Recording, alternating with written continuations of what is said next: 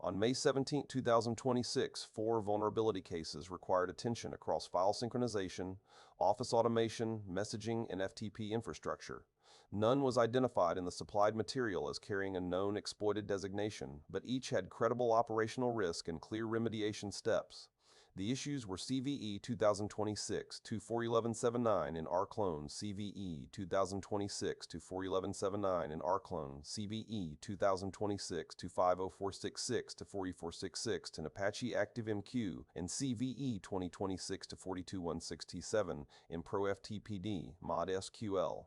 The common organizations should prioritize patching, reduce exposure of management services, and review logs for early signs of probing or misuse. CVE 2026-41179 is a critical rclone vulnerability with a CBSS score of 9.8 and an EPSS probability of 10%. rclone is widely used to move data between local storage and cloud services such as Google Drive, Amazon S3, Azure Blob, Dropbox, and OneDrive, often in backup and automation workflows. The flaw is an improper access control issue, likely CVE-284, affecting rclone. The vulnerable remote control endpoint operations fesinfo was exposed without auth required set to true. An unauthenticated attacker who can reach the rclone RC API can send a crafted HTTP request with an attacker-controlled FS parameter, causing rclone to resolve or inspect file system backends that should not be accessible. The main risk from CVE 2026-41179 is unauthorized disclosure and reconnaissance of storage configuration, internal paths, and cloud backend information, which could support later theft, ransomware staging, or deeper intrusion. The required fix is to upgrade to rclone 1.73.5 or later.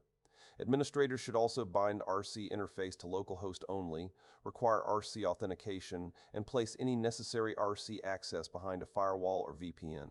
If the RC server is not required, it should be disabled. Security teams should hunt for unexpected HTTP requests to rclone RC endpoints, especially post requests to operations. Cefsinfo, access from untrusted addresses, rclone processes launched with RCD or RC-related flags, exposed RC ports, and unusual cloud enumeration activity following such requests. CVE 2026-5965 is a critical NewSoftOA vulnerability with a CVSS score of 9.8 and an EPSS probability of 9%. NewSoftOA is office automation software used for internal documents, approvals, messaging, and administrative. The vulnerability is OS command injection, commonly mapped to CVE-7.8, caused by improper neutralization of special elements used in an operating system command. The report states that unauthenticated local attackers can inject arbitrary OS commands and execute them on the server. Although local may imply that exploitation must originate from an internal network or adjacent access rather than directly from the internet, that limitation offers little protection in flat or weakly segmented environments. For CVE 2026-5965, the likely attack path is a vulnerable NewSoftOA function that accepts user-controlled input and passes it into a server-side command without safe handling. If the application concatenates input into a shell command, metacharacters such as semicolons, pipes, redirection operators, backticks, or command substitution can cause the attacker's command to run under the web application or service account. The exact affected version range was not provided, so asset owners must confirm their exposure against NewSoft's advisory. The required action is to obtain and deploy the NewSoftOA vendor patch.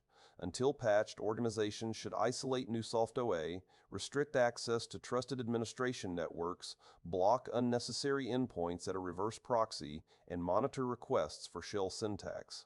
Host monitoring should look for the web service spawning KMD, shush, bash, PowerShell, curl, wget, certootle, or NC. CVE-2026-40466 affects Apache ActiveMQ broker, including Apache ActiveMQ-all and related packaging. It is a high-severity issue with a CVSS score of 8.8 and an EPSS probability of 9%.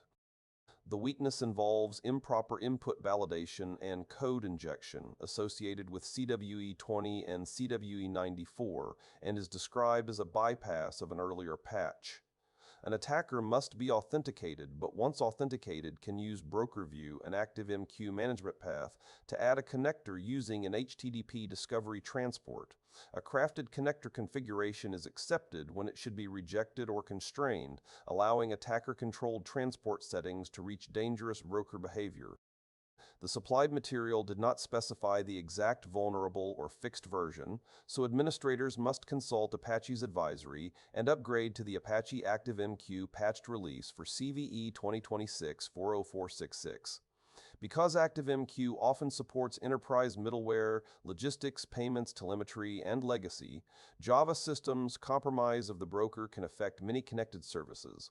Authentication reduces casual exposure but does not remove the risk from stolen credentials, reused passwords, exposed consoles, or overly broad admin roles. Required actions are to apply the ActiveMQ patched release and lock down administration. Administrators should restrict the web console and JMX management interfaces to trusted admin hosts, require strong authentication, remove unnecessary admin users, and tightly control connector creation. Teams should review broker configuration for unexpected HTTP discovery transport connectors, inspect audit logs for broker view changes, and monitor outbound HTTP connections from the broker to unusual hosts. CVE 2026-42167 affects mode STPD before 1.39a and has a CVSS score of 8.1 with an EPSS probability of 7%. The flaw occurs when user requests are logged with expansions such as PanchU, and the SQL backend allows command execution features, for example, PostgreSQL copy to program. The issue may involve SQL injection and command injection behavior, mapping to CVE-89 and CVE-78 depending on the final exploitation path. An attacker can send the crafted FTP user command, which mod SQL logs into an SQL statement without safe handling. If the database role can execute dangerous backend features, the injected SQL may run operating system commands. The fix is ProFTPD 1.39a or later.